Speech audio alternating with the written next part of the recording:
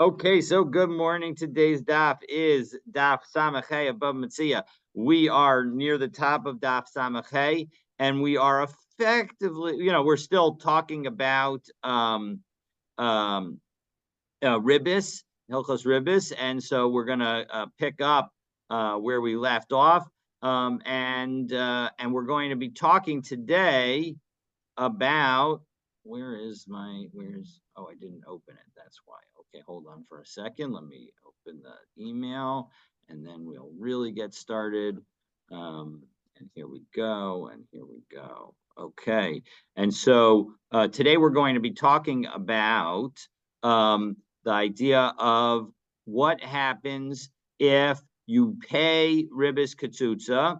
So you were charged interest and you weren't supposed to be. And now you're trying to collect your money back, which you're allowed to do. And so now you That's try according to Reb Elazar.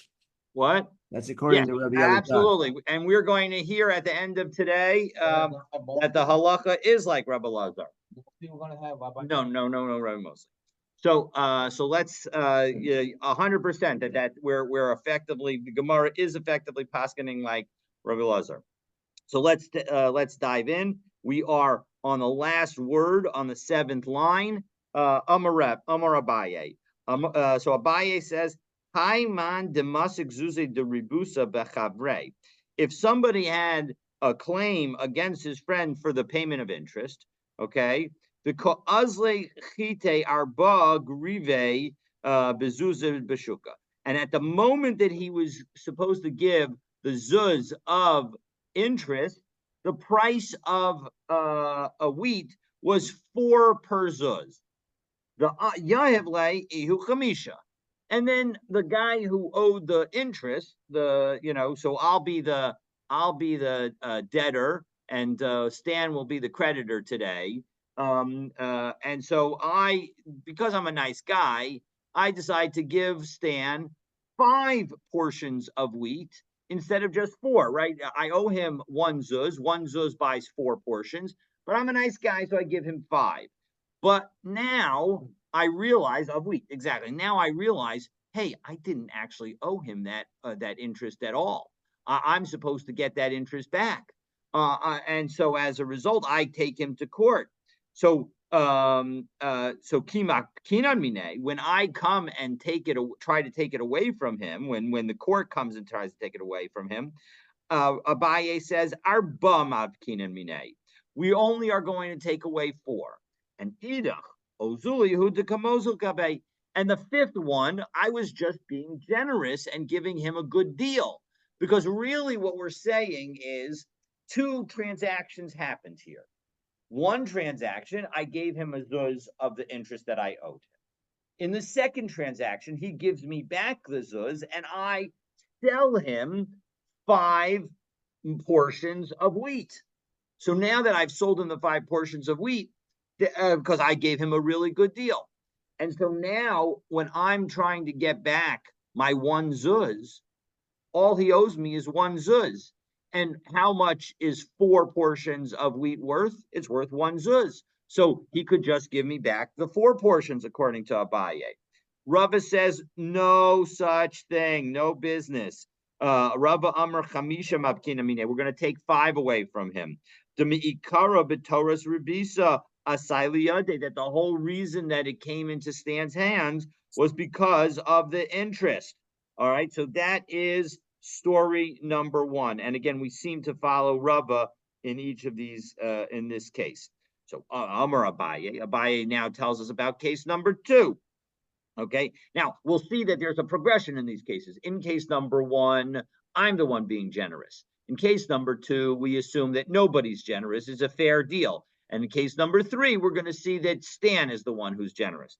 And we'll see what the ruling is. So Avamar Abaye Haimanda Was Masik. giving back wheat in the first case? Yes, he can give me back wheat because he may not have the money. The money he doesn't. He may not have the cash. He could give me cash also, but he. Oh no. According to Rava, he has to give back the 5 portions of wheat that he took from me. Right, but suppose the wheat goes, the market price for wheat changes. Yes, you're absolutely right. So then it'll be an interesting question, because if in fact the market price of wheat changes again, and let's say it goes back down, so then you know he would. It's a good question. What? How much of wheat? I don't know how much a bushel costs right now, but in our Gemara, we're going to say a bushel costs a quarter. So, but in any event, that's a pretty good price. Exactly. Yeah. So anyway, so I don't have a great answer for you, because it's not the Gemara's case isn't clear on that particular point. So it seems like we would say that at the very least you have to give back the 5 that you got if you have it in its current form.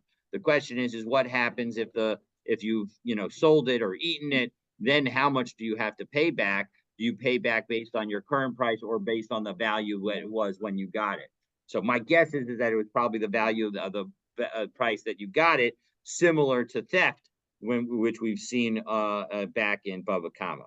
But all right, V'amar Abaye, now case number 2. The borrower agreed to pay Haiman Demusik Arba Zuze de Ribisa B'chabri. Somebody owed, so now I owe Stan 4 zuz in ribis, and what B'yayev like Galima B'Kavayu, and I give him a brand new coat instead. I say, you know what? Let me give you this cloak that I've got. You'll now, you'll look very fashionable, and it'll be wonderful. And it's worth 4 zuz. You agree that it's worth 4 zuz. We're all good on that. So ki mapkina mine, arba mapkina mine, glima lo mapkina mine. So when Abaye says that we're going to take back the interest, we're going to take back the money that I owed you. We're not going to force you to give me back the coat. Again, Abaye sees this as 2 separate transactions. One transaction, I gave you 4 zuz with the interest that I owed you. And in a separate transaction, you gave me the 4 zuz and I gave you the coat. So that sale transaction is viewed separately. So as Rashi says it very nicely here in the fifth and sixth narrow lines of Rashi on Samakaya Aleph, Glima Loma Kinamine Mekho Kayim. The sale of the coat effectively is stays in effect. The Ketzit says Haribis, but the fixed amount of interest that was set, Yachzer Labalav, that has to go back to its original owner. So that's situation number 1. Situation number 2. And Rava again disagrees. Rava Amar Glima Mavkinamine. We take away the cloak because my taima ki heki de lo lamro, because we don't want people to say Glima de Machasi Vikoi Glima de Rabisahu, that this cloak that Stan is walking around with was the subject of the interest payment. That would make people think that interest payments are legal, even though he ended up paying for it. So Rava doesn't like that case either. And again, we seem to hold like Rava. So he holds that the coat is like interest? Yeah, that again, Rava views it as, what did you actually do? Abaye says we'll view it as 2 separate transactions, 1 a payment of cash, and 2 an exchange of cash for the object, and then a sale agreement. But Rava says no, but that's not what they actually did. All they did was the guy gave the cloak as the interest. That's problematic. Now the cloak itself is the interest, so we can't let the guy keep the cloak. Okay, so if they in fact, but wouldn't Rava agree that in Ribbit Kitsutsa he has to give back the interest? Absolutely, but here the Ribbit Kitsutsa is the cloak.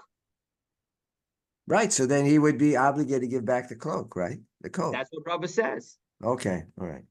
Right, it's Abaye who says that you will have to give back the value of the cloak, because the Abaye says that even though the cloak itself was given as the interest, we can break it down into 2 separate transactions. One transaction is the payment of the interest, and a separate transaction is the sale agreement that exchanges that interest payment for some object. Now, of course, I think Rava would agree with Abaye if the people actually did it in 2 transactions. If I gave Stan $4 in the interest, and then he gives me the $4 and I sell him the coat, we're totally fine. In that situation, nobody's going to say that the coat was an interest payment. And we're going to say that all that Stan owes me when he has to pay me back the interest that I paid him is the $4. But if I do it in one transaction, that's where Rava and Abaye disagree. So last case, and Rava tells us the last case. Amar Rava. Now again, I was nice in the first case because I gave an extra. It was a fair deal in the second case. Now Stan's going to be the nice one.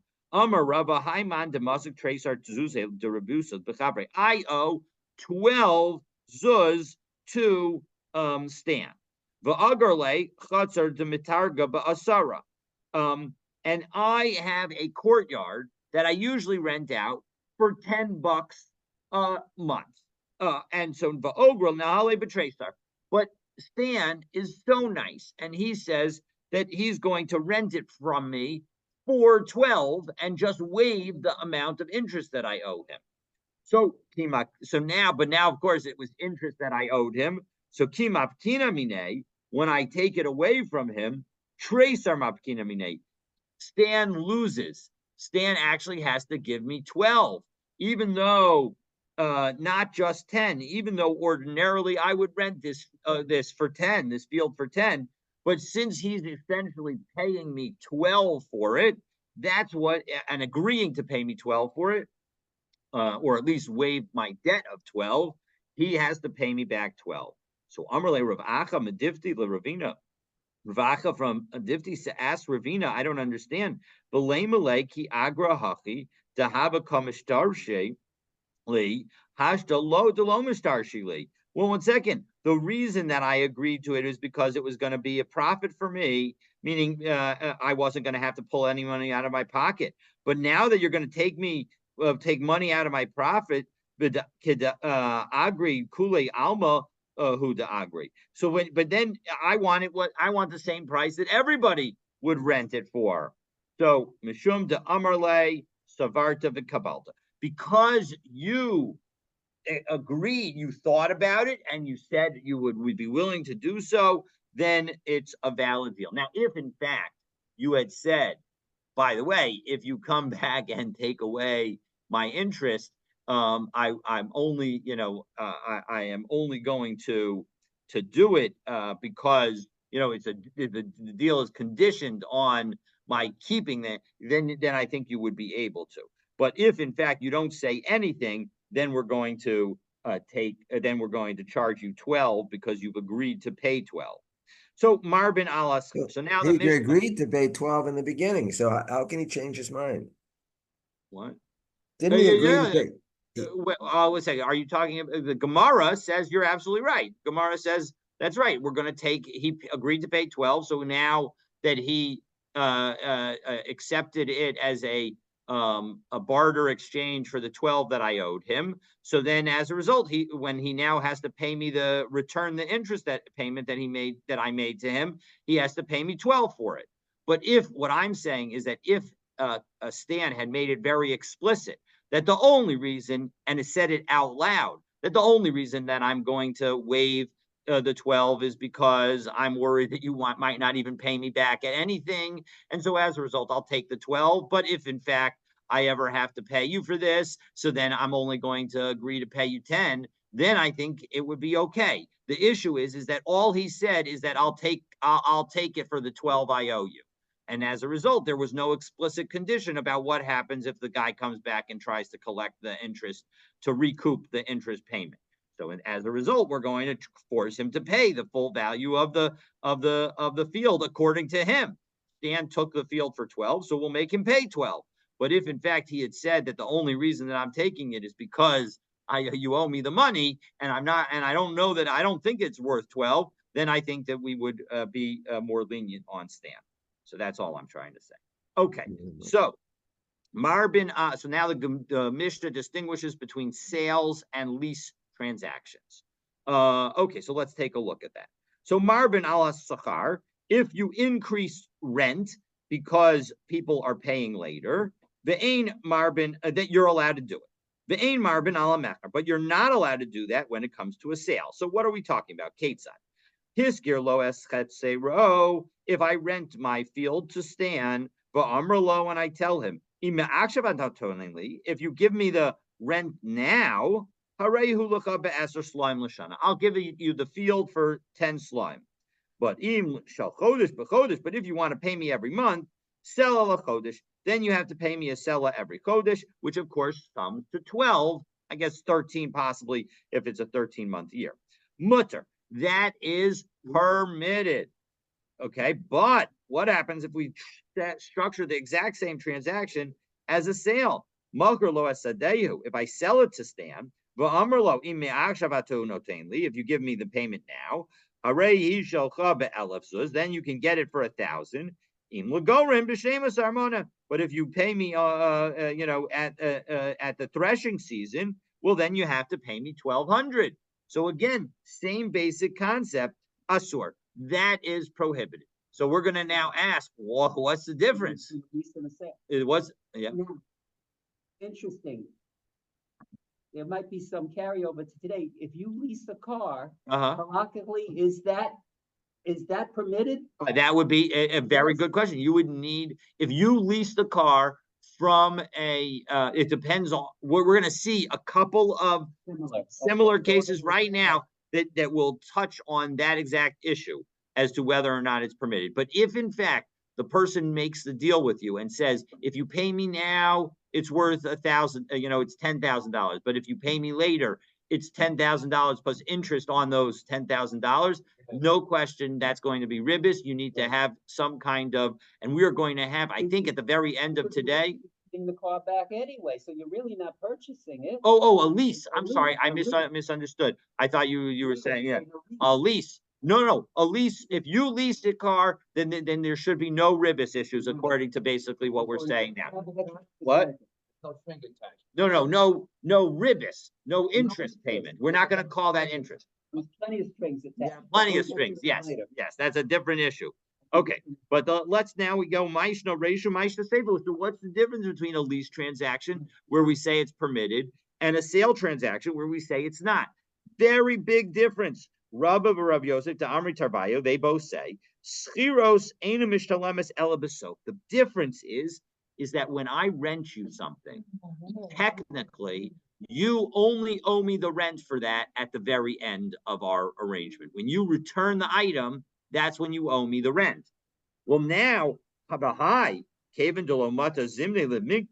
so as a result, since the time to collect hasn't yet come, so as a result, lav agar naterle, I'm not paying you money for if I rent it to you. You're not paying me money for the time. The amount that you would pay at the end is the amount that you owe me. What I'm doing is mashvahu dahachishavya. I'm just giving you, that's what it's actually worth at the very end. And if I tell you that if you pay me now, you get to pay me less, that you can pay only 10 slime for the year. I'm giving you a discount. I'm allowed to give a discount, right? I'm allowed to give a discount. So as a result, that's why a discount upfront payment works for a rental arrangement and not for a lease arrangement. But Seifa, in the end of our Mishnah, even Zavine Ninhu, since it's a sale, Ubayla Mishkal Demei Me'akshav, and you have to pay a sale price now. You don't get to pay later. Hilkach Agar Natarle Hudva Aser. As a result, when I charge you more for later, I'm charging you more. I'm charging you interest. I'm charging you to pay me for allowing you to hold the money. So Amarava Dakuba Rabbanan Baha Milsa. So the rabbis tried to figure out how there was some sort of biblical source for this. Vokmua Akra, and they set it up in the following pasuk: B'schir Shana B'Shana. That when it comes to the payment in the Torah, it says in Vayikra in a couple of weeks, the Torah portion, that when you have, it's like a laborer hired from year to year. And so what does it mean from year to year? So Schirut Shel Shana Zo That when is the rent, when you rent somebody, when is that on a yearly basis? When is that rental payment due? You're only due at the end of the year. You only have to pay the person at the end of their time that they worked for you. And so as a result, it implies again that rental payments are not due until the next period, after the period of your rent. And so that's why when I give a discount for paying up front, it's a discount. It's not an interest payment. Okay. So today things are the opposite. When you rent a house or an apartment, you have to pay the month's rent in advance or by the first of the month. And when you are buying a house with a mortgage, the mortgage payment is due at the end of the month. So that's very interesting. Now the mortgage payment being due at the end of the month. The interest is, the interest in the principal payment is made at the end of the month. You don't pay the first month's. You don't pay a first month. You have to put a down payment down, but you do not pay at the beginning of the mortgage payment. Interesting. So it's exactly the opposite today. Yeah. So that, but obviously, the fact that it's the opposite today is essentially by agreement, but that doesn't take away the fact that the interest. Now, again, a mortgage is not rent. So the mortgage is part of a sales contract, right? But it's off. I mean, often the mortgage is separate from the sales contract, meaning the person who sells you the house gets the payment on the day that you close, not a month later. So unless the seller is doing the finance, unless the seller is doing the finance, which is rare, but it does happen.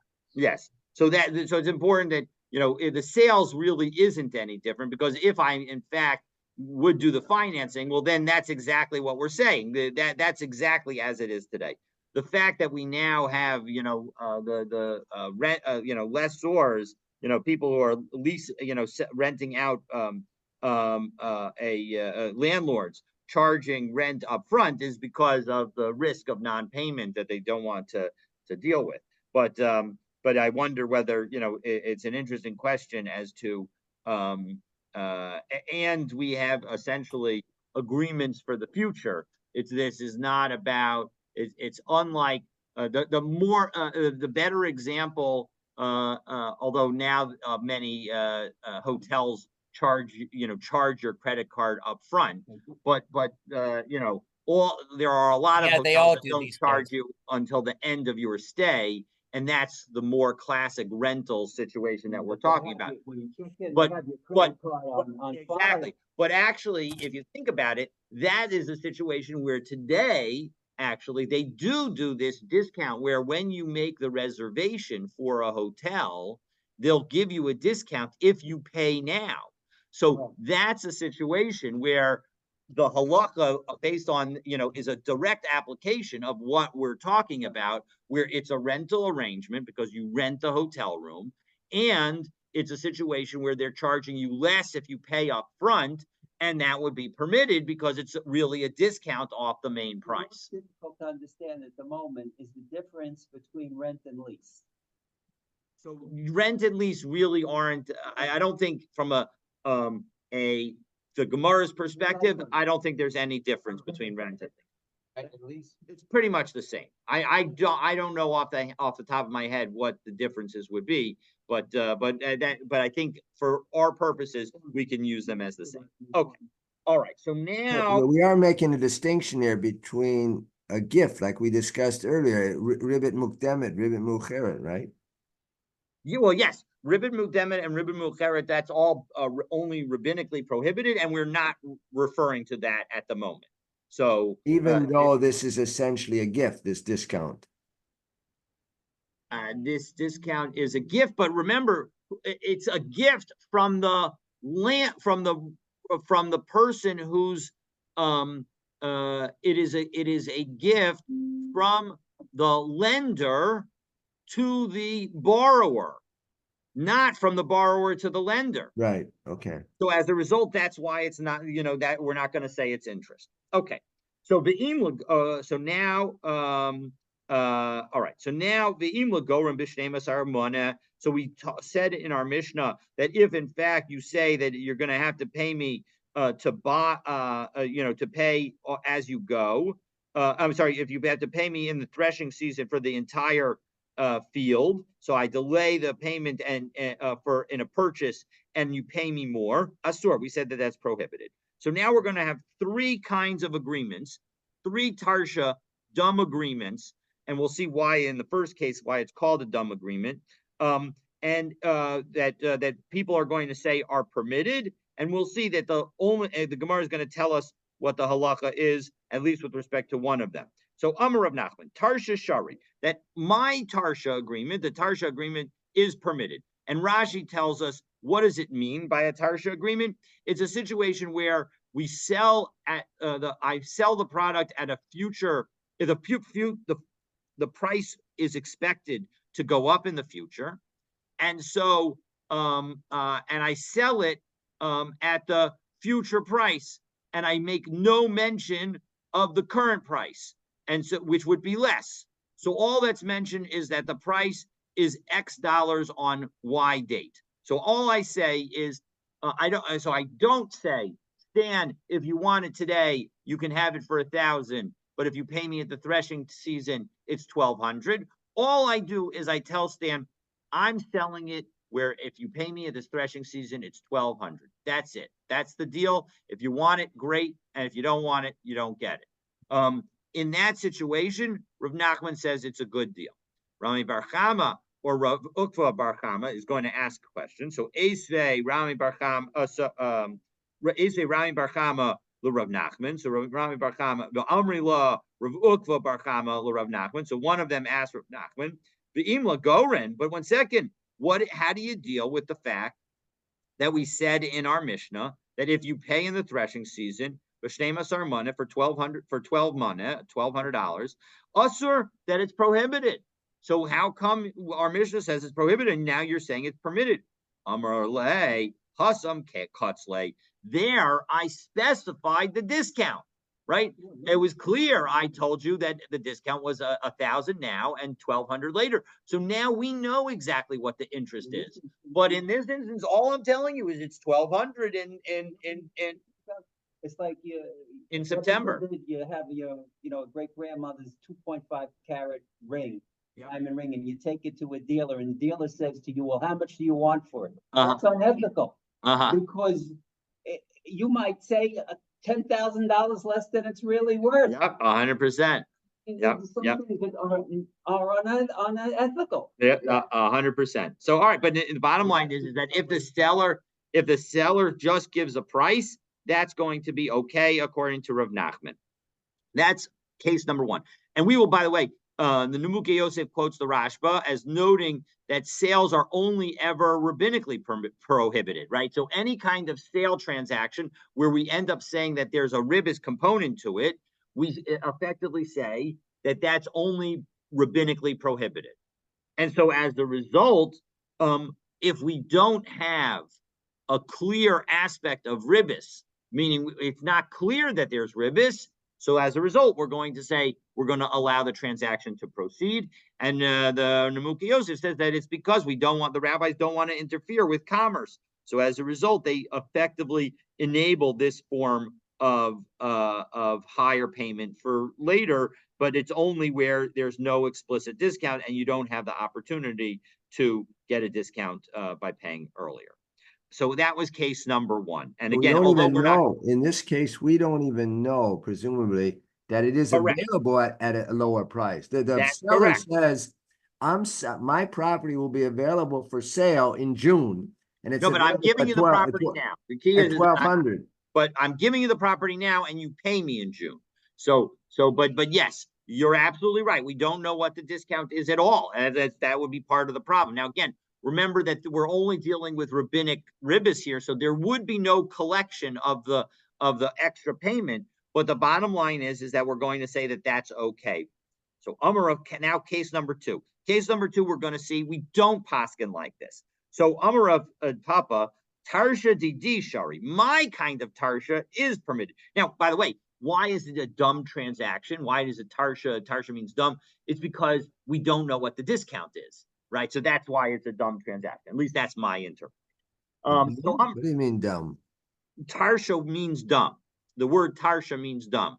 So the point is the dumb aspect, the lack of knowledge aspect to this transaction is that we don't know in the first case what the discount is that you would get if you paid immediately, because the only price I'm quoting is the price in June of paying in June. So as a result, that's the quote unquote dumb aspect of the transaction. So Amar Rav Papa gives us the second tarsha transaction.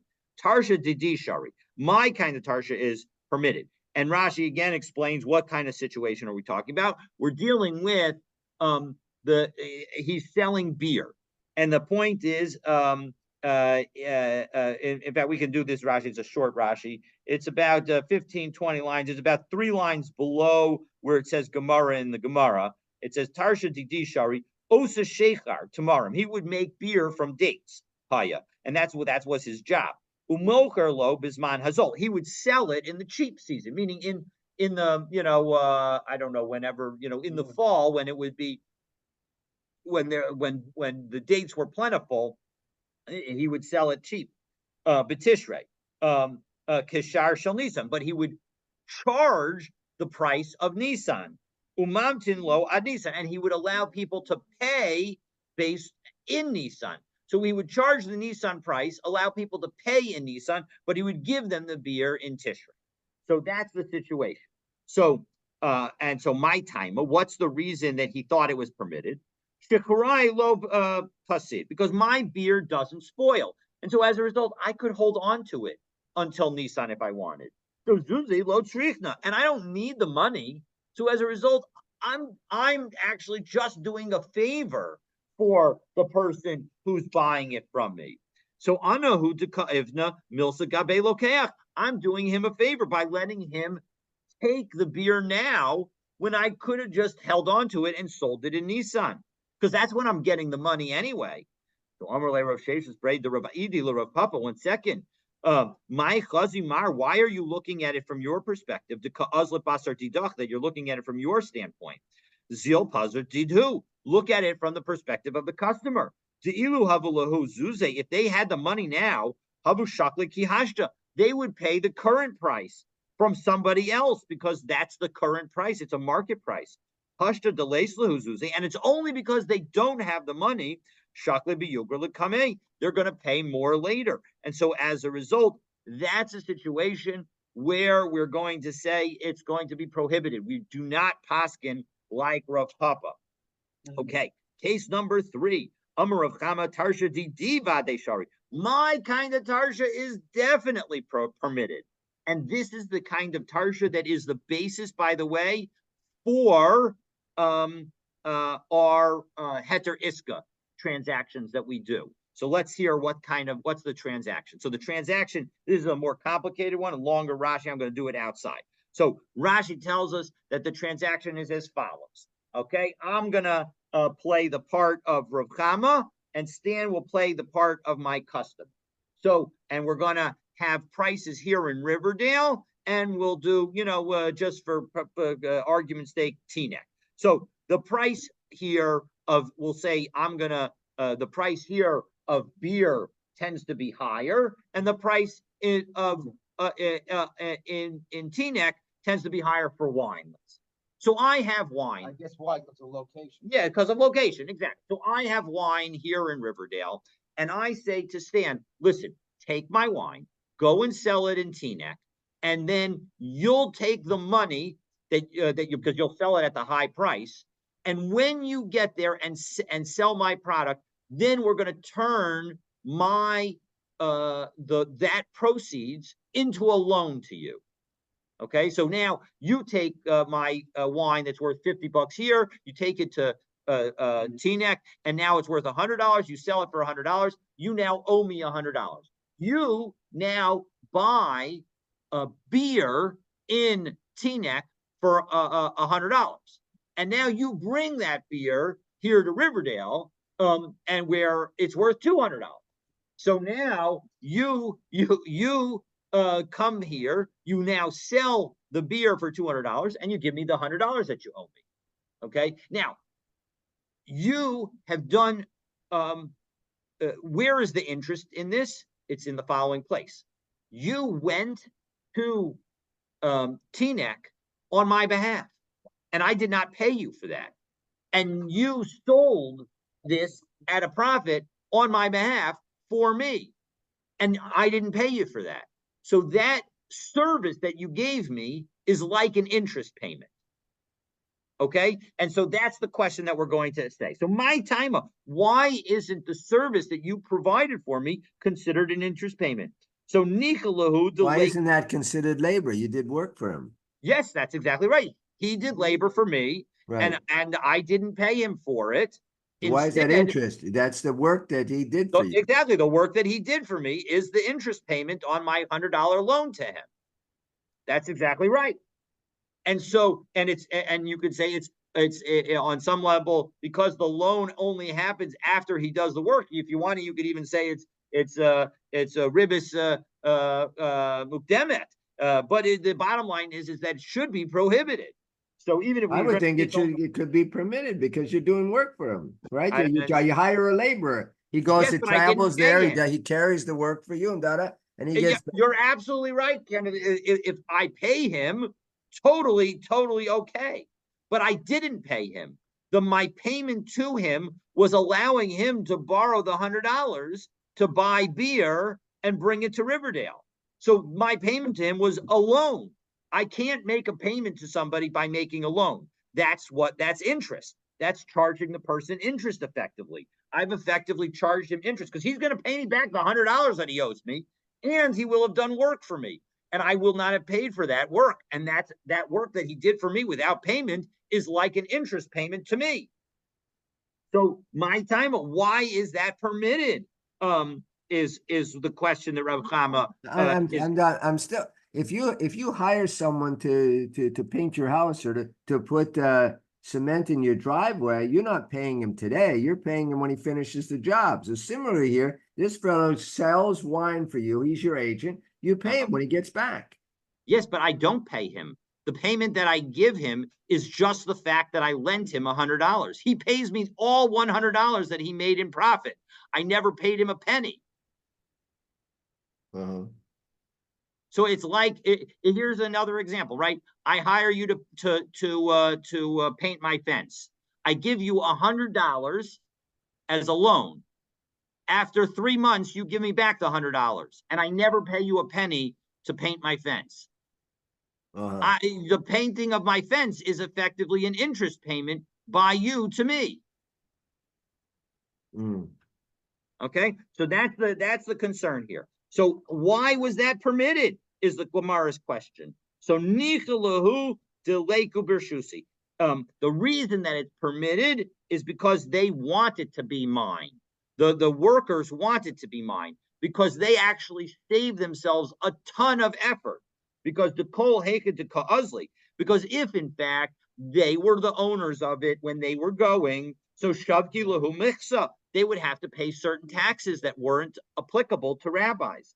And naka lahu shuka. And they would, and when the rabbis sell produce in the market, as Rashi says, last Rashi on Samachei Amud Aleph, Machrizin, they would make an announcement when the rabbis would sell produce in the market, Shelo Yehei Adam Rashai Limkor Ad Sheyimkru Heim, that until the rabbi's produce was sold, nobody else would be allowed to sell any of their produce. So the bottom line is that they had major advantages because it stayed mine. So that was the value that I provided them. I provided them a value in the fact that it remained mine.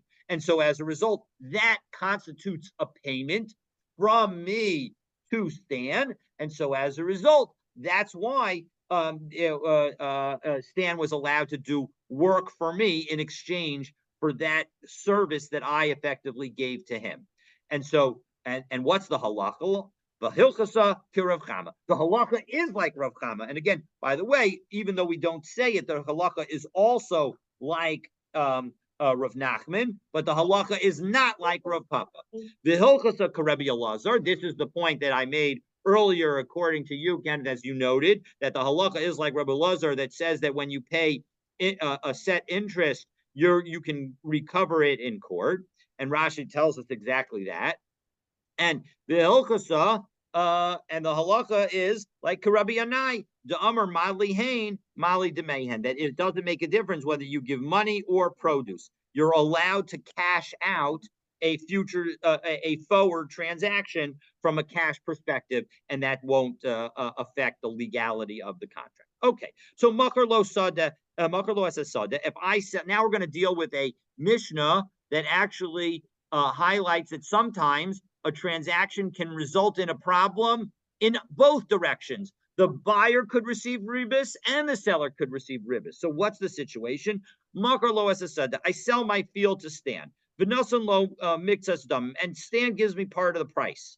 V'amar lo, and I tell him, Amasai shatir habemos. When you're ready, you give me the rest, the purchase price. V'tol es shalcha, and then you can take what belongs to you. And what's not clear in our Mishnah, but it's going to become clear in the Gemara, I'm telling you, and it's yours from the time that you gave me the first payment, when you gave me the down payment. That's when it becomes yours. So now it's asur. That's prohibited, because let's think about it. Because no matter what, there's going to be a problem if one of us is eating the produce. Let's say I continue to eat the produce until you. So you told me the field is mine. Right, but the field is yours, and if you in fact go through with the transaction, then what I've done is I've lent you the money that you still owe me on the property, and you've given me the produce of the field in the meantime. So that's an interest payment that I've gotten. And what happens now if you don't buy the field from me? If you don't buy the field from me, and now you've eaten the produce. Now, if I continue to eat the produce and you don't buy the field from me, everything's fine, because it's going to be back to mine, and I just give you your money back. But if you eat the produce and you don't end up buying it from me, so now the down payment that you gave me is a loan to me, because I have to give you the down payment back. And what did you get in exchange? You got to eat the fruit. And that'll end up being an interest payment. So either way, whoever's eating it, there's a risk that it's going to be problematic. So how can he go back on the sale? Because didn't we say before, we learned about Mishapara, that he's not allowed to go back? So in this situation, either we can say that the person is violating the Mishapara, but again, remember that just because you violate the Mishapara, the halacha is that we allow the person to go back on the sale. It's just a cursed. But the more simpler answer is that this was not a definitive sale. We had not made a formal agreement. We recognized that the buyer had the right to reverse his decision. And if the parties agree that one party can reverse the decision, then it's not going to be subject to Mishapara. Does he get the down payment back? Of course, absolutely. He gets the down payment back. That's the problem, right? He gets the down payment back and now the down payment had ended up becoming a loan to me. And so if he ends up eating the fruit in the meantime, he's ended up getting paid interest. So he'll vote also day. Now, what if I if I give the field to Stan to watch over as a security on a loan, v'amrlo, and now the lender says to me, so Stan says to me, im I ata noten li mikan ad shalosh shanim harei hi shali, that if you don't pay me within 3 years, this field will be mine. Well, then harei hi shalo. After 3 years, even if the field is worth more than the amount, if I agree to leave the field with him, it's going to be fine. I am going to suffer the extra loss, and it's not going to be considered interest. But kachaya baitos benzunin osa al pikachamim, and baitos benzunin used to do this in order to be profitable. He would make loans, take property that was worth more than the loan as security, and then he would collect the security if the guy didn't pay. All right, so now the Gemara says, Mi ochel peiros. Who is it in a transaction when there's a down payment? Who is it that is taking the produce? And so we're going to give two views, but it turns out that both views are really consistent. So Rav Huna Amar, mocher ochel peiros. The seller gets to eat it. Rav Anan Amar, mishal shenesa peiros. You put it with a third party. So velo pligi, and they don't really disagree. Hada amar lechi maisis kane. If the person says that when you bring the money, if I sell the field to Stan and I tell him, listen, when you bring the money, then when you finish paying me, then the field becomes yours. Well, in the interim, the field's still mine, and the field will never retroactively become Stan's. And so as a result, I can continue to eat the produce. But if I tell you that when you bring me the rest of the money, you are buying it from now, well, then that's where we need to put the money, the produce, with a third party. So Tani Rav Safra Baribis Debei Rabbi Chia. So Rav Safra taught a brisa in connection with Ribis from the yeshiva of Rabbi Chia. Sometimes both people can eat from the field. Sometimes both people are forbidden to eat from the field. Sometimes the buyer can eat and the seller cannot. And sometimes the buyer can eat and the seller cannot. So Ani Rava Basrei. So Rava said after him, what are all these situations? So let's take a look. So Pamim Shishneim Mutarm, sometimes both of them are able to eat it to Amarle Kneim Kishir Zuzach. If I tell Stan that when he pays me a 50% down payment, that now half the field belongs to him, well, then he can eat produce and I can eat produce because we both own half the field. Pamim Shishneim Asurim, sometimes, look, we'll call it apples. Sometimes both of us cannot eat from the field. Because if I tell Stan that if when he pays me, it will go back and become his from the beginning, so now neither of us can eat. Because if in fact he goes through with the transaction, then I can't eat. It will turn out that I couldn't eat. And if it turns out that he doesn't go through with the transaction, he can't eat. So as a result, neither of us can eat in the interim because we don't know what will happen. So sometimes the seller is permitted and the buyer is prohibited. And we already saw that to Amrle, looking Mises Kane, that when Stan brings me the rest of the money, it belongs to him. But in the interim, it still belongs to me. So since it still belongs to me in the interim, no matter what, I'll always be able to eat the produce. And sometimes the Stan can eat the produce and I can't eat the produce because the Amrle, I tell him that you're buying it from now. It is a valid sale, a total valid sale. I have sold you the property. And what's the rest of the money that you owe me? The rest of the money, I've loaned it to you. So as a result, you own the field right now. You can eat totally from the fruit of the field. And as a result, it's totally okay for you to eat from the fruit. But me, I can't eat from the fruit because it doesn't belong to me. I've lent you the rest of the money, and you would be paid me interest if I ate from the produce of the field. So those are the situations. So Montana Shneim Asurim, who is it that says that you can't have both of them eating? So Amar of Huna braid the Rabbi Yoshua, Deloka Rabbi Yehuda. Then it's not like Rabbi Yehuda. The Rabbi Yehuda ha'amar tzad echad beribis mutter. Remember, we saw over the last few days that there's this concept of tzad echad beribis. Tzad echad beribis means that there's a possibility of ribis, but not a definitive, but not a certainty of ribis. Let's do the classic example.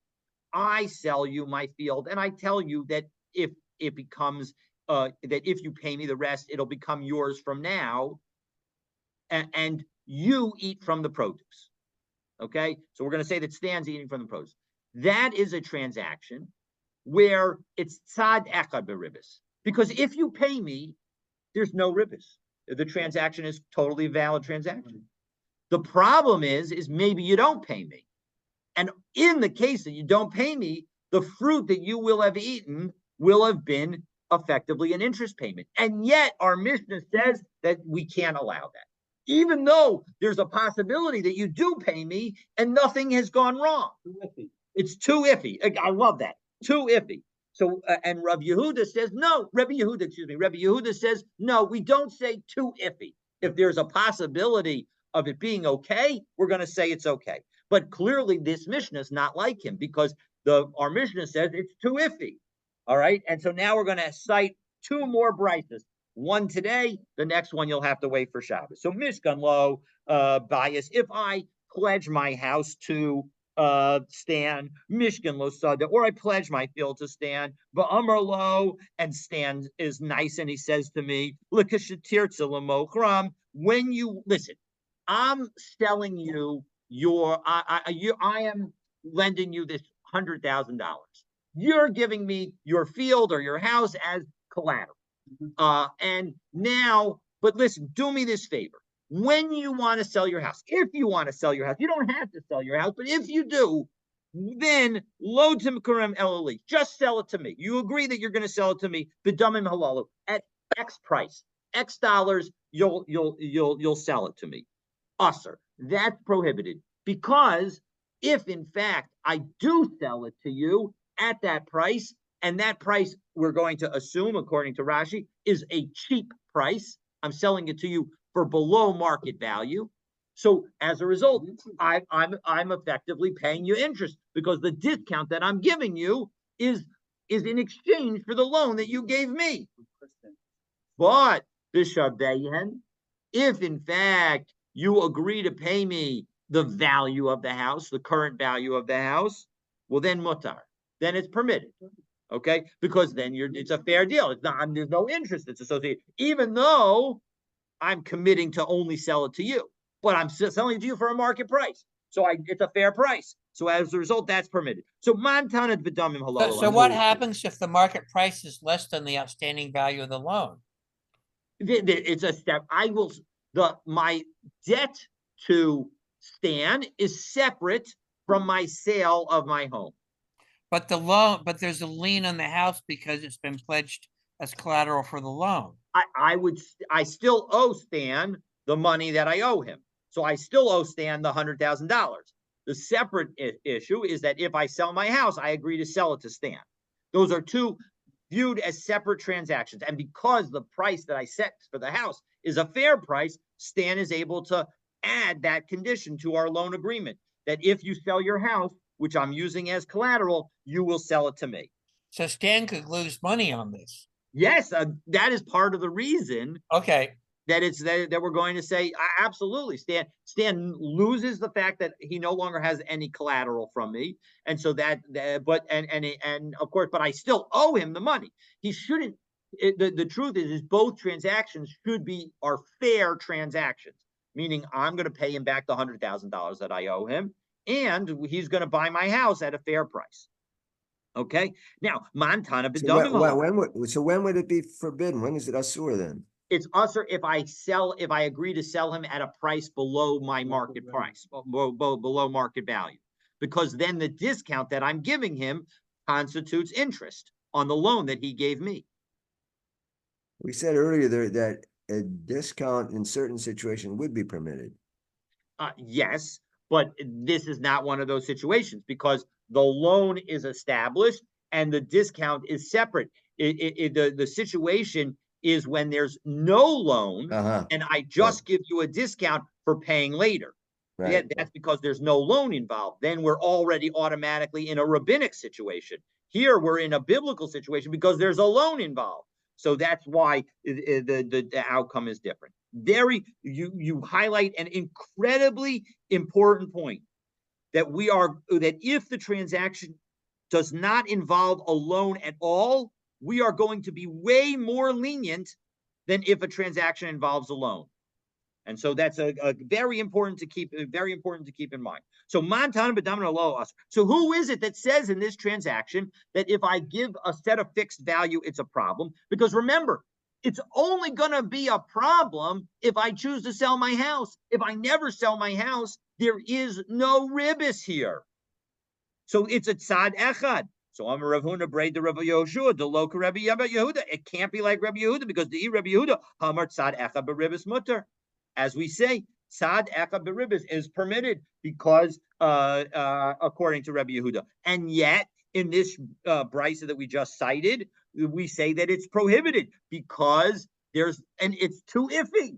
If I sell my house to Stan, then there's going to be ribis. We don't allow the iffy transactions. So that's case number 2 that we're going to say is not like Rabbi Yehuda. So what's case number 3? You're going to have to stay tuned for tomorrow's daf. stay tuned. I believe that we'll be doing it after Shabbos. Keep an eye on your WhatsApp to know, or email to know for sure. Looking forward to continuing our learning together.